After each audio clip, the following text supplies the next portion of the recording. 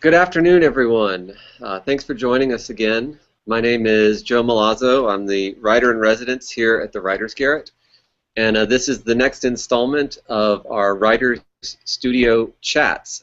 These are a virtual continuation of and supplement to the award-winning, nationally syndicated Writers Studio series that's produced by the Writers Garret, a full-service literary center here in Dallas, Texas. You can learn more about the Writers Garret and the Writers Studio by visiting www.writersgarret.org. Joining us today to talk about his work is the poet Joaquín Zihuatanejo. And Joaquín is an award-winning teacher, an HBO Def Poet, and a World Poetry Slam champion. He is a proud product of East Dallas, as am I, and he currently serves as the program director for Dallas Youth Poets, an after-school writing and performance program for teens.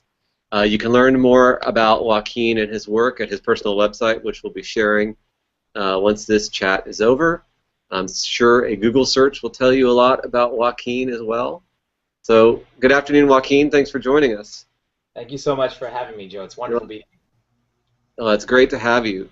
So, we're just going to dive right in. And this is a question that I've thought of asking poets in the past, but I've never actually had an opportunity to ask a poet. So you're sort of the guinea pig for this question. And that is, what do you remember being your earliest or first experience with poetry? And as you think about that, how do you see that primary experience continuing to shape or influence what you do as a poet to this very day? That's a wonderful question. I think for me, that first experience happened when I was very, very young, elementary school, young. My grandfather was a yard man. For those of you who don't know what that means, it means he would knock on your door and ask you to mow your front or backyard for whatever you were willing to pay him. But there wasn't a lot of work to be found in Dallas proper, so he would leave before the sun would come up and head out to these far-off foreign suburbs, places like Mesquite, Texas, and Garland, Texas, and Plano, Texas. I didn't even know those places existed as a child. I thought, the only place you could buy groceries was Jerry's Supermercado right down the street from my house, But he would journey out there and work, and one of the things he would often tell me was he was mystified by the people who lived out there and the things they would do, these foreign suburbs, people who lived in them, and they would put things they no longer wanted on the curb. He never used the word basura, trash. He always used the word treasure. So he was also a treasure hunter, I guess, too. But sometimes when their recycling bins would fill up, they would put entire boxes of books out on the curb, and he would bring these things home. He would just throw them in the back of his truck and bring them home, and he would stock them on this little shelf that we had in the sala in the living room. He found that shelf on the side of the road, too, so it kind of leaned to the side. And even though there was a lot of people living in my grandfather's house at any given time, because his house was like a safe haven for our family, whenever anyone fell in hard times, it would come back to my grandfather's house. But my mother and I were a mainstay, because my mother was, a single mother. So even though there was a lot of us at any given time, there's only one person in that entire house who had to read all those books that he would stock on that shelf, and that one person was me. My grandfather made me read them out loud in English to him, and whatever it was, whether it was short stories or a novel, but I was particularly drawn to when he would find university anthologies or collections of poems, because I liked the way they sounded when I read them aloud. The other things, the longer things, I would tend to get lost in thought and do a really bad job of reading them out loud. But the poems really drew me in, and I felt connected to them. So it was it was sort of my training, and people ask me all the time, where did you get your theater training when I perform poems? And I say to them, when I was 8 years old in my grandfather's living room, reading poems out loud to him, because when I would just be going through the motions and just reading a Robert Frost poem or a William Carlos Williams poem, just kind of reading it to get to the end of the poem so I can just be done with it, he would lean into me and he would scold me. He would say things like, how can you expect me to bring it to life in my mind if you don't bring it to life with your voice? So he was like my first, I guess, theater and reading teacher that I had, and he would say it in Spanish, but I'm remembering it in English. So that's, that I knew from an early age, even as early as 7, 8, 9, 10, when I was just, you know, a mocoso from East Dallas, that someday when I grow up to get a job and make money, I wanted that job to have, I wanted to be paid to be around words all day. And I remember one of my tios, my tio Celestino, who was the biggest and strongest of all of my uncles. I was about 10 years old. He asked me one time, he was like, Mijo, what do you want to be when you grow up? And I remember I said to him that day, I remember it like it was yesterday, I said, poet. And I remember, you know, I laugh about it now, and I don't know where that answer came from. But he said to me, Mijo, who's your favorite poet? And I remember my answer. My answer was, I don't know. And he said to me, well, if you're going to be a great poet someday, you better figure out the answer to that question. You know, that conversation with my uncle has stayed with me always, but I've always been drawn to words, especially poetry, even at a young age. Do you remember your grandfather having a particular favorite poem or poet at all? Was there a particular piece you remember reading to him that he really responded to?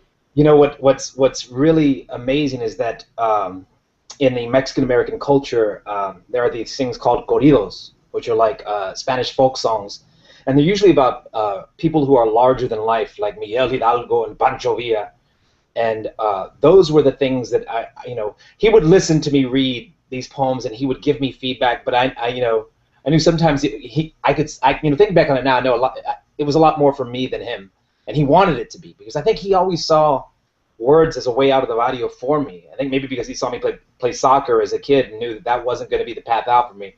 But when we would take these long drives together a couple of times a month, my grandfather and I, down to Huntsville, Texas.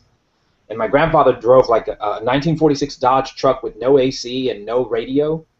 And my grandfather was one of those people who believed that you should do like 10 miles under the speed limit. So those 4-hour drives to Huntsville usually took like 6 hours. And when we would get to Centerville, which is like the center point between Houston and Dallas, for some reason at all, I have no idea why, a pine forest sprouts up on both sides of the freeway and leans over you, you know? And right when we would hit those pine trees, my grandfather would start singing. He was a very quiet man. He would start singing these corridos, these Spanish folk songs, really softly. And we had the windows rolled down for some kind of ventilation. And I think he thought I couldn't hear him, but I would lean over, and you know, just enough to not be conspicuous, but to listen in. And I remember thinking, he's using his voice to turn this moment into something beautiful, because we were heading to a prison. You know, we made a trip to a prison twice a month to visit his son, my uncle, and you know, what should have been some of the ugliest moments of my life, you know, entering the barbed wire and turning down the corridors and going down to the visitors area. You know, those should have been ugly moments, but for me, they're the most beautiful, because more than anything, I remember those trees leaning over us, and I remember his voice, and I remember all those stories that were inside those songs, and how much he loved them, and how his eyes would sort of light up when he would say them and sing them and hum them. There was a real power. Even as a child, I saw that there was a real power in the word. And for me, that's what resonates most about thinking about how words impacted him, are those moments in that truck. Wow. That's a really wonderful story. Thank you for sharing that. Yeah. I think many writers probably have a story that's at least somewhat similar, in that there is almost always a family member who plays an important role in you know, keeping that desire and that inclination to do something with language alive. But sometimes it's not as apparent to us when we're kids. Yeah. And it sounds like your grandfather really pushed you. Oh, absolutely. At the same time that he was being very generous with you as well. Oh yeah, I remember, you know, as I write a lot about it in my collection that came out last year, Family Tree. I write a lot about my mother and my father. My father wasn't around, and my mother was she was very young when she had me, and beautiful, and busy being young and beautiful. So my grandfather had really he sort of raised me when I guess they could not, and I guess would not. And I write a lot about it in that collection, but I remember, you know, being angry as a young person for many years, and even saying out loud things like, you know, I hate my father and I hate my mother. And I don't say those things anymore. In fact, I love my mother and I love my father very much. But I guess it's taken me, you know, it took me several collections of poetry to realize that I guess it was because of my mother's absence or my father's absence and my mother's silence, that my grandfather stepped forward Mm-hmm. and took me in and taught me everything that I know about the written word and poetry and life and love. And and I realize now that my mother's silence and my father's absence, they weren't a curse, but rather a blessing, to be pushed into the hands of this person who knew what words could do, and sort of instilled that in me. Not everyone has that, and I feel very, very lucky to have been around that as a kid, to have been around someone who saw that there was magic in words and there was power in words. Most people saw him as a simple yard man, but I knew him as a word magician of sorts. Yeah, it sounds like he gave you a gift that took a long time for it to really be opened. Yeah, without But question. what an incredible gift it ended up being, because he allowed you to do something with it that maybe he never even anticipated that you would do, you know.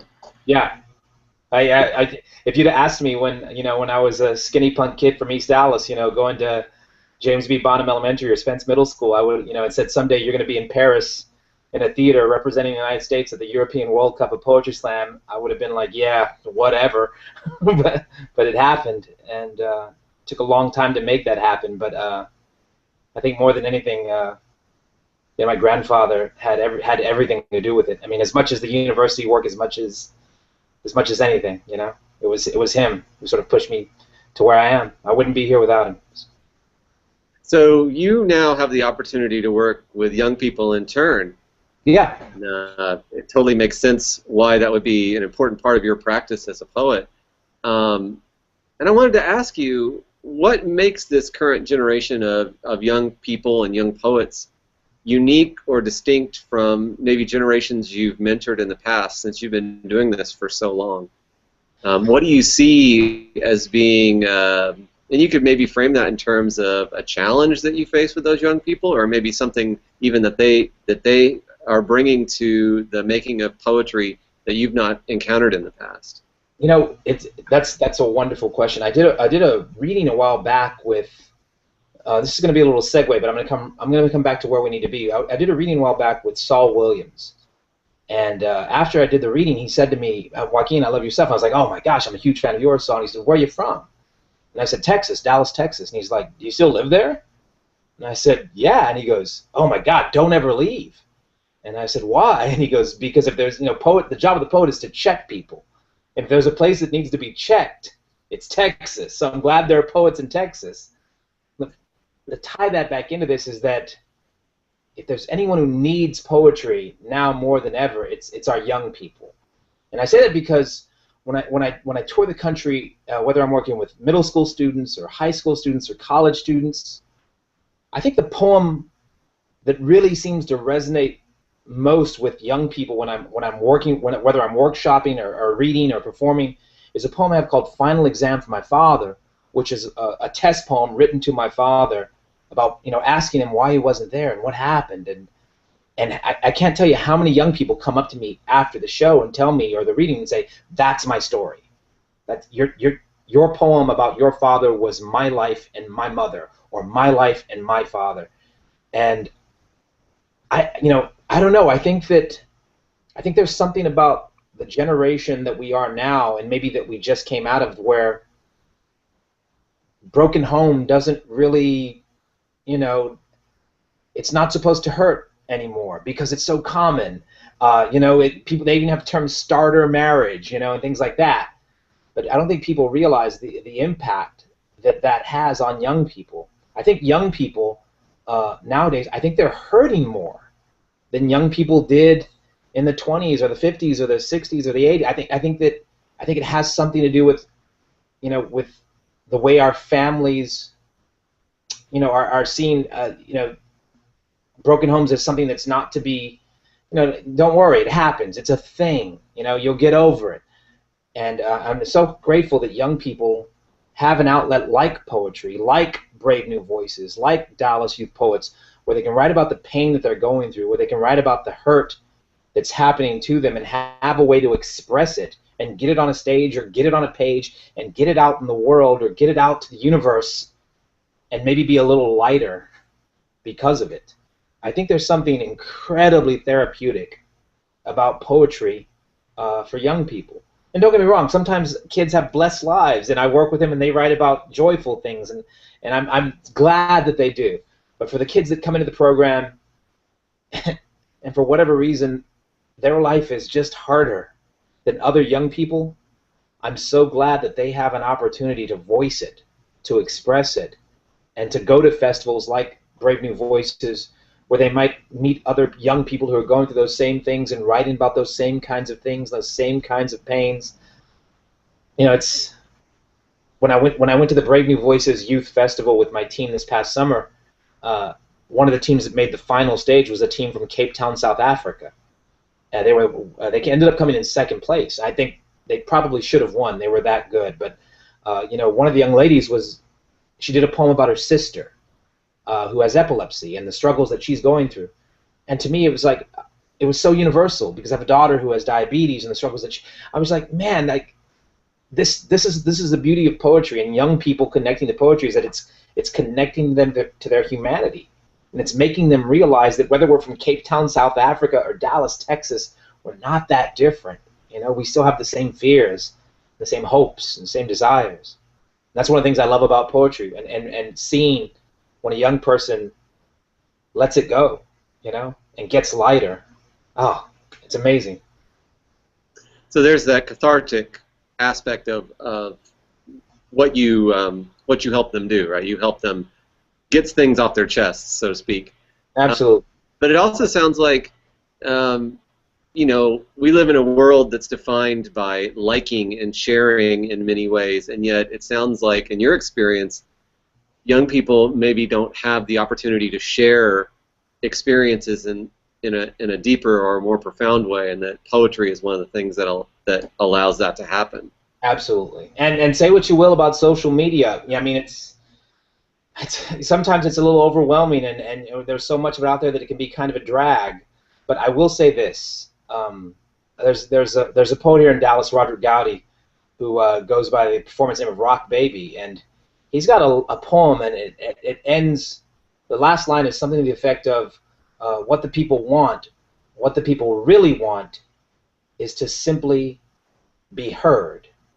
And like, to me, there's so much truth in that, and that's one of the things that I really do kind of dig about social media, is that it gives kids a platform to vent and to share. And even if it's only 10 friends or 110 friends or 1,010 friends, you know, they're getting the word out there, and there's something to that. And you know, when Facebook and Twitter blew up the way that it did, I thought to myself, this is living proof. Everyone wants to be a writer, you know, and I guess maybe everyone should be.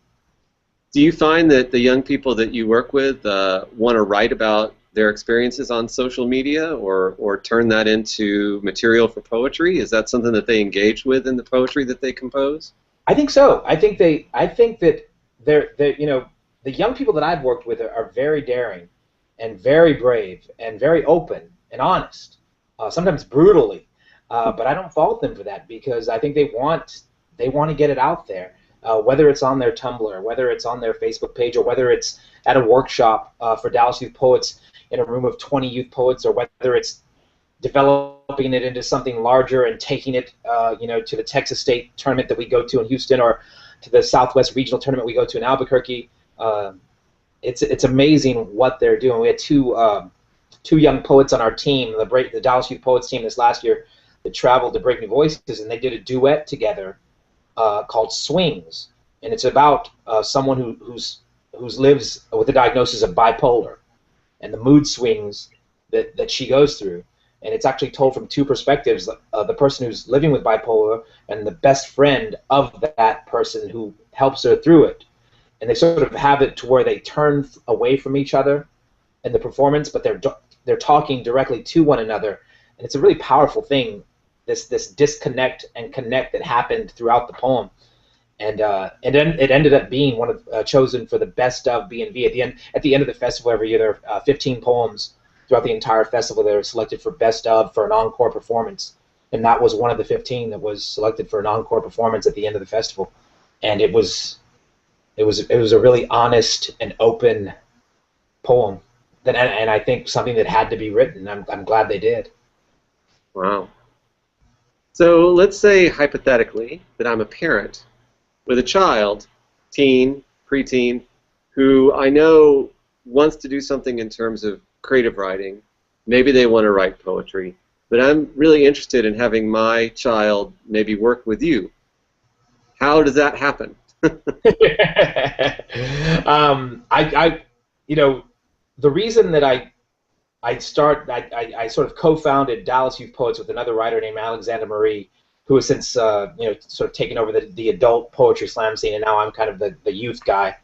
The reason that I started it, that I went into it, was I was asked by a student to do it, to create it. I'd been asked for years by adults in Dallas, hey, you should do something with youth in Dallas. You should do something with youth in Dallas, and I was sort of busy with writing and with touring, but it just never really happened. And then I got accosted by a teenager, a 16-year-old who sort of shook me by the shoulders and said, you need to do something with youth poets in Dallas because Dallas is ready for it. And I was always of the old saying with my students, because I was a teacher for the best 7 years of my life, that if they did all my homework, if they gave me some, I'd do theirs too.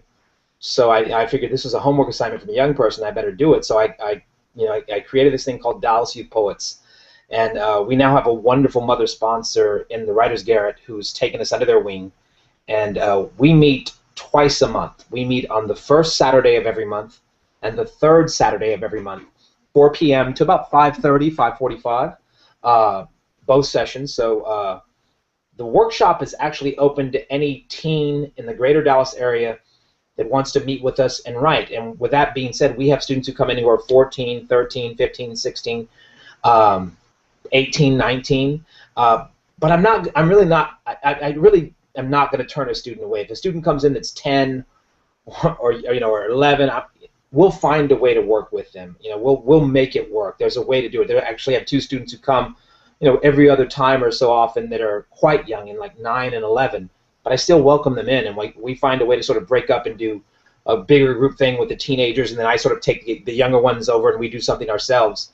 And that program actually, it's all year round with the exception of August. So it's all through the fall session, all through the spring session of high school and middle school, and then through the summer as well. And it's free. The kids can come and join. And be a part of it, and it doesn't cost them a dime, except the gas, for their parents or themselves driving them there. We meet at Lucky Dog Books on Garland Road on the first Saturday, and then I'm so excited that we're going to be in Oak Cliff on the third Saturday. And I've always said if I was going to have a second Dallas Youth Poets, I wanted it to be somewhere in the South Side, either Oak Cliff or South Dallas, and that's why I'm thrilled that the Writers Garret offered us that spot, because I'm so thrilled to say we're going to be in Oak Cliff, because those kids, Oak Cliff it's people who are from Oak Cliff don't say they're from Dallas. They say they're from Oak Cliff. The way that people from Brooklyn don't say they're from New York, they say they're from Brooklyn. It's the coolest spot in Dallas. There's no way around it. And these kids are cool, and they deserve to have something there for them. So I'm thrilled that we're going to be there for them. And I'm hoping to get a ton of kids to come out to our third Saturdays at the Lucky Dog Books in Oak Cliff. Great. So both Lucky Dog locations, well, there's more than one, but the one on Garland Road in far East Dallas, and then the one in Oak Cliff, sort of in the Tyler Davis district. Exactly. So I wanted to give you an opportunity. We've talked a lot about your work as an educator, a mentor, someone who is really engaged in building a literary community here in Dallas, which is incredibly important, vital. But I'd like to give you an opportunity to share some of your own work with us, so that we have a sense of what your poetic voice is like. So if you have a poem that you'd like to share with us, I think our audience would be. Yeah, absolutely. I'll read one from the collection from last year that came out, and this is a collection called Family Tree. I wanted this book to be a book written entirely about the word family, because I kept having these conversations with students as I was traveling, because there's a lot of my family in the poems that I write, and I was having these conversations with people and faculty and about that word family and what it means to them and what it means to me, and then I found myself in a diner in in some middle of nowhere Colorado after a reading, and there was a waitress who was telling her the person she was serving about how her father found her on Facebook after many years, and she was telling the person about her mother's reaction to this, who had been raising her all these years without the father. And I was sort of, being the writer that I am, I was listening in. So I called her over and I was like, look, the story that I'm sorry, I was listening to this story and it's amazing. You mind retelling it to me? And she was like, yeah, sure. So she told me the whole thing, and I said, I'm a writer. I write poems, and I was wondering if I could write a poem about that. And she was like, oh my gosh, you honor me. Can you send it to me when you're done, or let me know if it's ever in a book? And I told her I would, and I sent it to her, and she really liked the poem. But I'll share that one with you right now. And this is from the Family Tree collection, and this is called Lost and Found, and it's told in 3 parts. 1. The waitress at the local diner. My father found me. My father found me after 10 years. My father found me on Facebook. It has been 10 years since he left me and my mother. I was 8. He was 28. I gladly accepted him as my friend. I do not know if my mother will like this. I looked through all of his photos late last night. He has 2 sons with another woman. She looks younger than him. I do not know if she will like this. The youngest son looks just like me. My father found me on Facebook. I gladly accepted him as my friend. I do not know if I can accept him as anything else. 2. The father of the waitress at the local diner. I found my daughter. I found my daughter that I abandoned. I found her on Facebook. She accepted me. It was 3 hours and 14 minutes after I sent the request, or rather it was 10 years, 3 hours and 14 minutes after I sent the request. I do not know if it was hesitantly or reluctantly or begrudgingly, but she accepted me. I looked through all of her photos late last night. She looks like her mother. She looks tired and beautiful and more than a little sad. She is a waitress in a small diner. She attends night school at a community college. She has a boyfriend. He looks older than she does. What happens next? What will I be to her? An occasional comment under a photo, a caption, a response, a semicolon followed by a closed parentheses. I do not know if she will ever accept me as anything more than an emoticon. 3. The mother of the waitress at the local diner.